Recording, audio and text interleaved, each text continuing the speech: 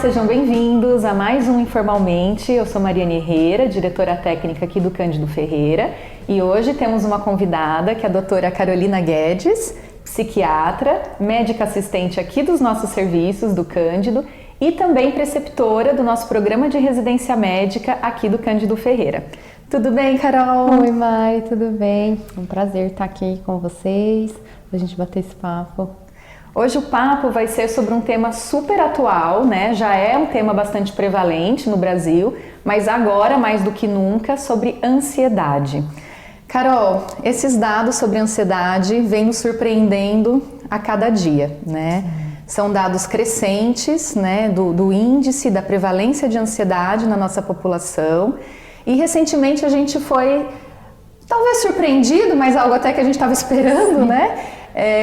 Esse dado tão interessante da OMS que mostra o Brasil como o país mais ansioso do mundo, né? Sim. Teve um aumento impressionante da ansiedade. A gente percebe isso no nosso dia a dia, né? Conversando às vezes com amigos, conhecidos, e no consultório tem chegado muito mais essa queixa de ansiedade. Tá trazendo um sofrimento mesmo, assim, para as pessoas, para as famílias. Uhum. E é um ambiente que a gente está vivendo, né, Mari? A ansiedade, ela vem muito ligada à insegurança, né? O desconhecido, a perda do controle, ao não conseguir controlar o que vai acontecer. E a hora que a gente fala de pandemia, de isolamento, né? É isso, você tira todo mundo da rotina, do conforto, do que estava acostumado, enfiou todo mundo dentro da casa, falou, olha, você não pode sair, você não vai ter momentos de lazer fora daquilo da sua casa, não vai conviver com outras pessoas queridas, a gente não sabe quando isso vai acabar e nem o que vai acontecer. Prato cheio para ansiedade, né? Não tem como fugir disso. É insegurança, é o medo, é lidar também com perdas, né? Que acredito que todo mundo ou passou, ou de algum parente, alguém próximo, alguém querido, né? Ou conhece alguém que teve uma perda muito próxima, né? Falar da morte hoje não é mais opcional, né? A gente não pode fingir que não está acontecendo. Precisa lidar com essa morte, lidar com esse luto, saber como acolher, às vezes, uma pessoa muito querida. E isso também gera angústia, porque é algo... Né? Quem sabe como acolher alguém que perdeu um ente querido? Você não sabe o que falar, não sabe como agir, e isso também é fonte de ansiedade, gera essa insegurança. É interessante assim, como tem uma piora da ansiedade, se descobre que foi infectado, por exemplo, pelo Covid. Sim. Mesmo que seja sintomas leves, corra tudo bem, né? Não tenha complicação, não precisa de internação, às vezes nem precisa tomar muito medicamento. Isso já é só aquele diagnóstico, a palavrinha, o resultado já é suficiente para gerar uma ansiedade durante a infecção e depois, assim. Pacientes que tiveram Covid tem esse resquício de ansiedade muito intensa, muito angustiados e não conseguem lidar com o que passaram, né? Com o medo que isso gerou, é como se aquilo que parecia tão distante, né?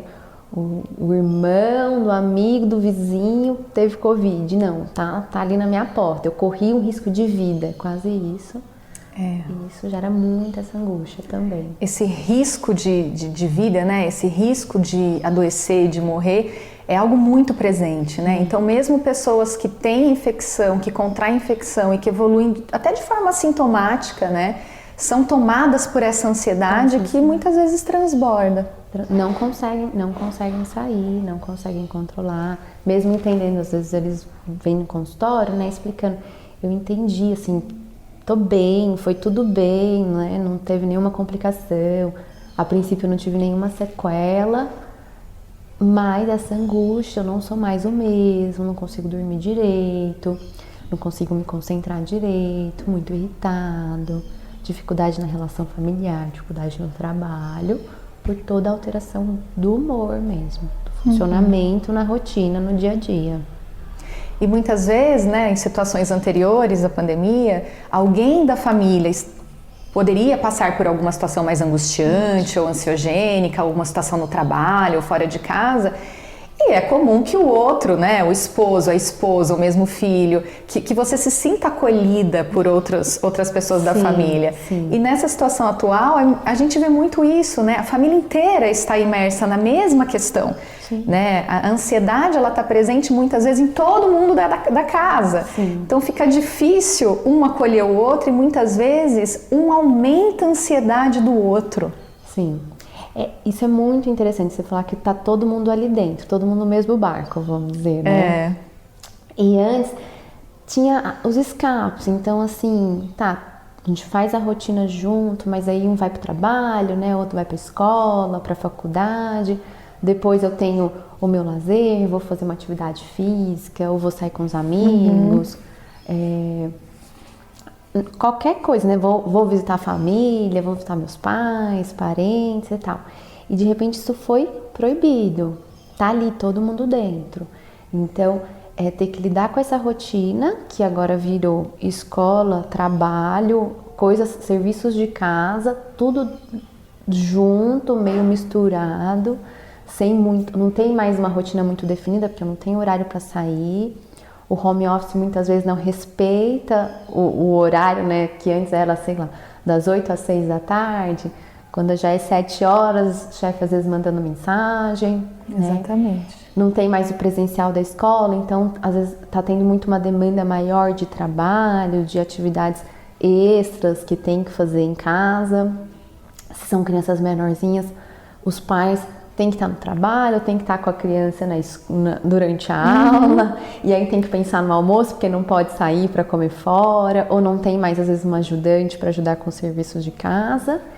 E esse aumento dessa demanda de trabalho mesmo, né, do que fazer, sem válvulas de escape, sem atividades físicas, atividades, às vezes, de fazer mesmo um hobby, que a pessoa tinha, uma pintura, alguma coisa assim, não pode mais, ficou proibido. Não pode viajar em família mais. E além disso tem essa conotação do errado, estou quebrando a lei, ou estou colocando a minha vida em risco toda vez que eu saio da minha casa. Então aquela pressão, a ansiedade, ela vai aumentar. Vai entrar. E o que seria, né, essa ansiedade?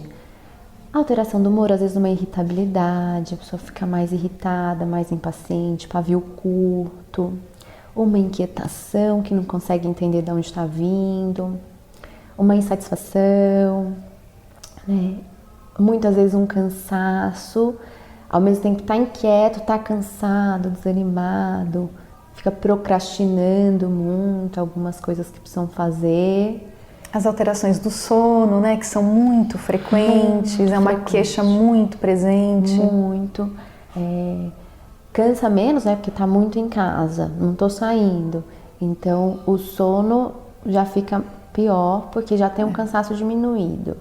Ao mesmo tempo, fica o pensamento da ansiedade, aquele pensamento que não para. Não deixe pra cama. Não deixe pra cama, deita, fica pensando no que fez, no que tem que fazer, né, no que, nossa, será que eu resolvi, não resolvi, desliguei o gás, não desliguei o gás?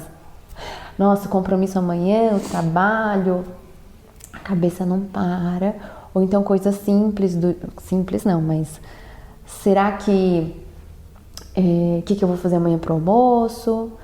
Né? Será que vai dar certo aquela reunião? E não...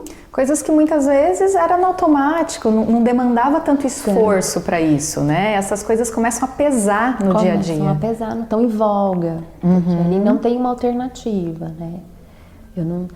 Se não vai dar para cozinhar amanhã, não tem opção. Você precisa, então, né? Não vou no restaurante e tal. E isso vai aumentando. E além disso, que aumentou muito, é o uso às vezes de celular, televisão, laptop. E as telas, elas pioram muito a qualidade de sono. Então, aquela coisa de ficar no celular na cama, não vai dormir. Não adianta, só não vai demorar aí 1 hora, 1 hora e meia para vir. E é um desafio nosso, né, da vida moderna. Desligar os eletrônicos, né? Sim. Então, celular, os grupos, o WhatsApp, televisão, é um grande desafio. E são muito estimulantes, né? As telas brilhantes são muito estimulantes, né? Porque o cérebro ele vai entendendo que ele precisa adormecer conforme vai escurecendo. É um processo, né? Não é plim, dormir. Então ele vai aumentando, né, a liberação da famosa melatonina, entrando no ciclo, né? E aí, na hora que a gente liga essa tela, que eu desperto o cérebro, literalmente, opa, não vai dormir agora, isso. E aí ele acende. E para começar todo esse processo de novo, vai 1 hora e meia, 2 horas. E aí a hora que entra a queixa de insônia, eu demoro muito para dormir. Tá bom, mas o que você tá fazendo antes de dormir? Isso é muito importante, né? Qual que é a sua rotina, que foi tão perdida na pandemia, né? E essa questão da rotina, né, como você mesmo trouxe, várias funções misturadas dentro de casa, o home office, a criança também na aula remota, os pais tendo que ir à aula com a criança, ainda mais criança pequena, né? O que você sugeriria para melhorar essa rotina do dia a dia mesmo, né?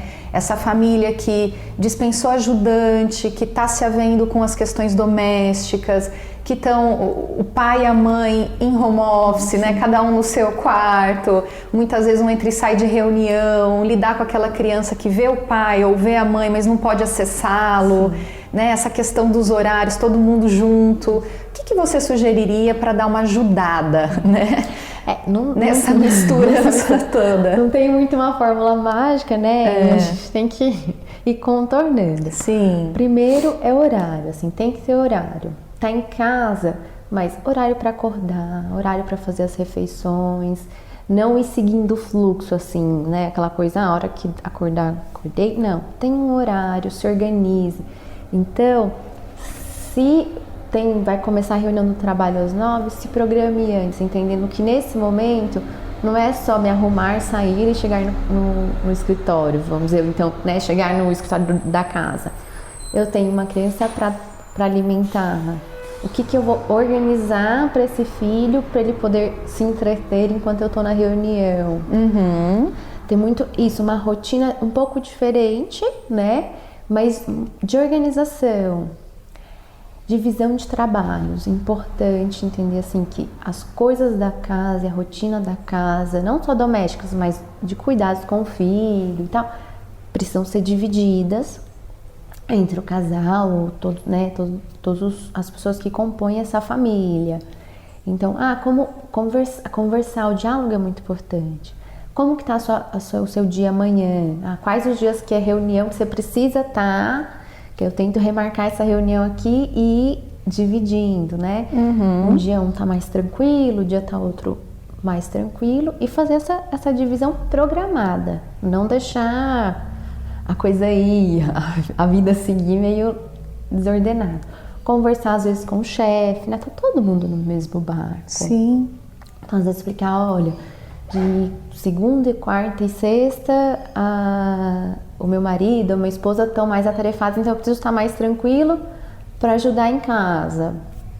E vice-versa, e fazendo essa troca. Negociar essa rotina, né? Negociar essa rotina. E organizar essa rotina, né? Porque é muito comum a gente escutar que a pessoa tem feito tudo misturado, né? Então, eu tô numa reunião, levanto rapidinho, ponho uma roupa para bater na máquina, já falo uma coisa pro filho. Então, isso é algo que aparece bastante, né? Aparece muito. É isso, vou parar, vou pegar um lanche, vou lá preparar o almoço. E aí a criança gritando aqui, vou lá ver o que ela tá gritando, o que tá acontecendo. Não, tem as coisas muito certinhas. Quem que é hoje, quem que vai ser responsável por fazer o almoço? Aí, essa família, esse indivíduo se organiza nos seus horários de trabalho, que não, ou sei lá, 11h30 da manhã eu preciso parar para pensar no almoço. 3 horas da tarde meu filho começa a aula e vai até às 5, por exemplo, né? Ter essa organização de rotina.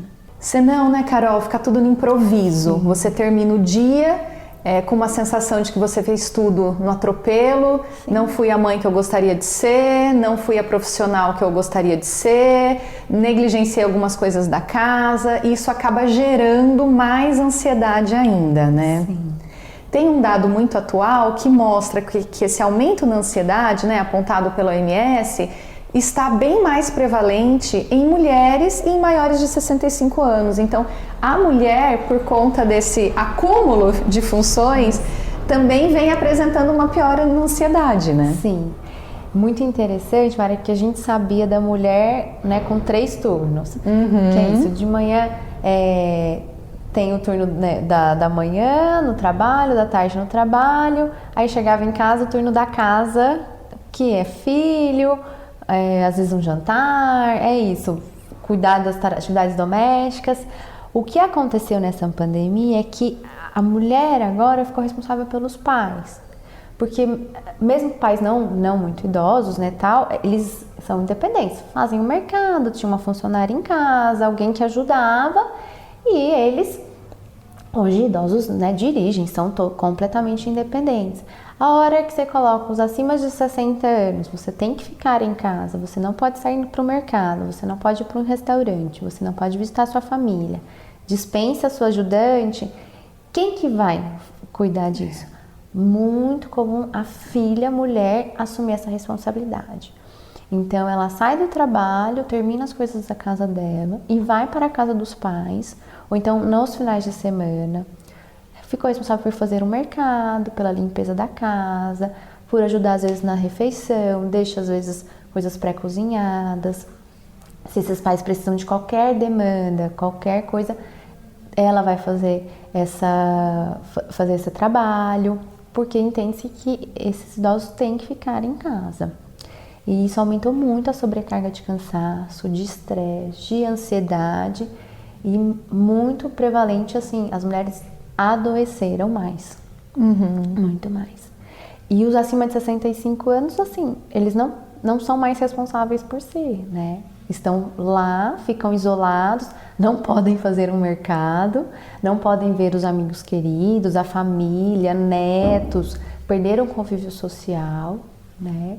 Perderam a independência. Estão pouco habituados com as questões digitais, né? Poucos habituados com as questões digitais, então aquele convívio ficaram presos em si mesmo. E isso também levou ao adoecimento. E a morte, que às vezes era uma coisa mais distante, apesar de, né, de entender que estão envelhecendo, de repente virou algo muito presente. Sim. Né? O risco de morrer ficou muito, muito presente. E aí aumenta também muito o adoecimento. Infelizmente, né, nessa faixa etária a gente viu mesmo, né, o maior número de falecimentos, parentes, amigos que antes faziam parte do convívio, isso é bem impactante mesmo, né? Sim. Você conversa com idosos, com pessoas acima de 65 anos, todos conhecem ou um amigo, né, ou um parente, um primo, às vezes não foram parentes tão próximos, mas assim, do núcleo de convivência que vieram a falecer, né? Os idosos, eles morreram, chances de morte 1000 vezes maior do que os mais jovens. E até a relação, né, dos maiores de 60, 65 com a família, o quanto isso ficou afetado, né? Distanciamento, o medo de visitar o parente mais velho, né?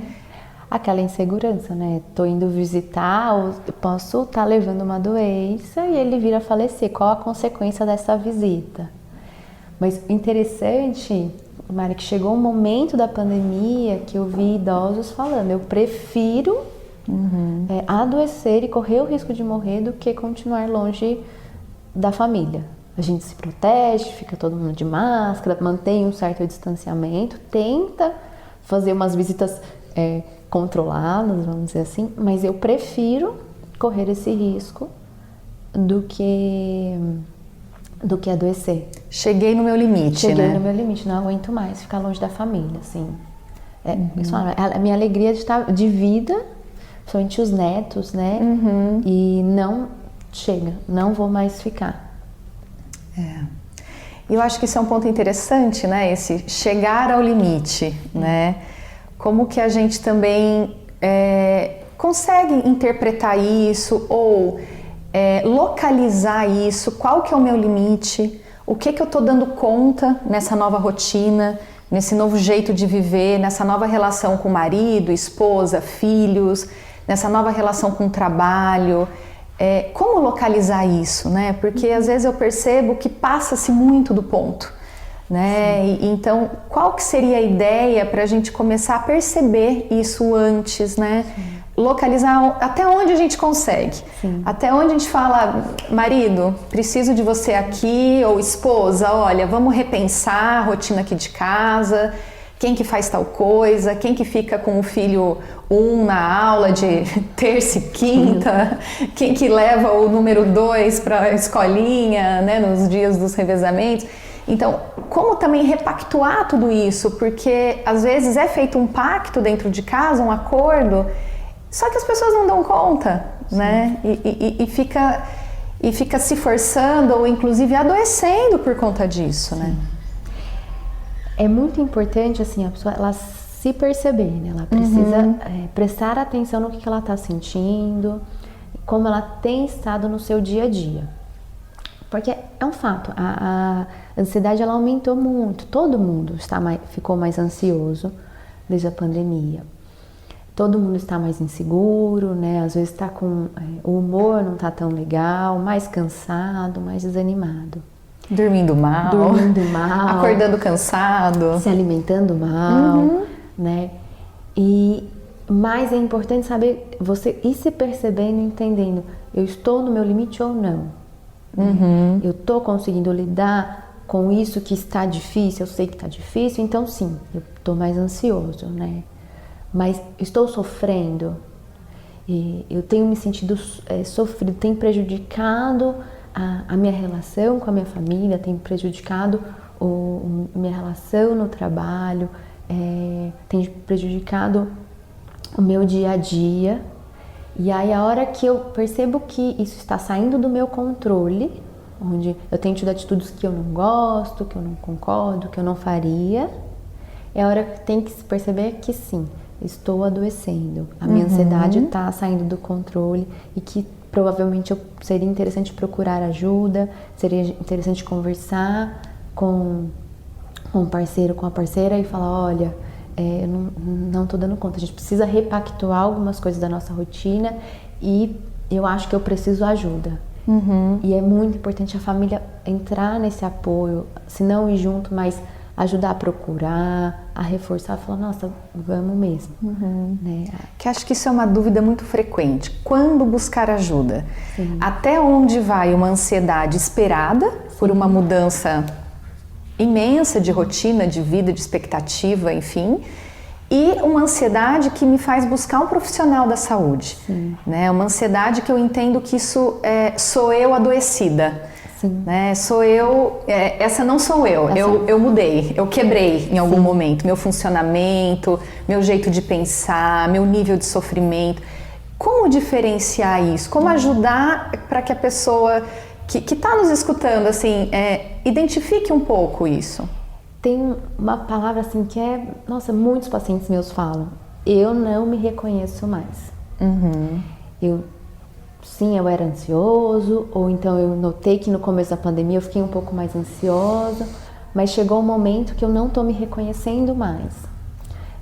A minha família tá estranhando como eu tenho me comportado e eu tenho sentido sofrimento, assim, angústia, ansiedade que vem com sofrimento, né?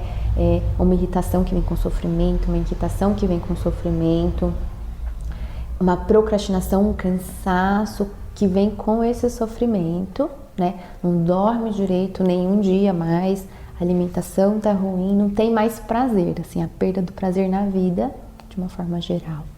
É a hora que a pessoa tem que acender o sinalzinho de alerta e pensar, preciso procurar um profissional da saúde, preciso me cuidar. Acho muito importante você falar isso, Carol, porque às vezes eu escuto muito, tá todo mundo assim, então tá tudo bem eu ficar assim. Tá todo mundo passando por isso, tá todo mundo sofrendo, então tudo bem eu estar sofrendo também.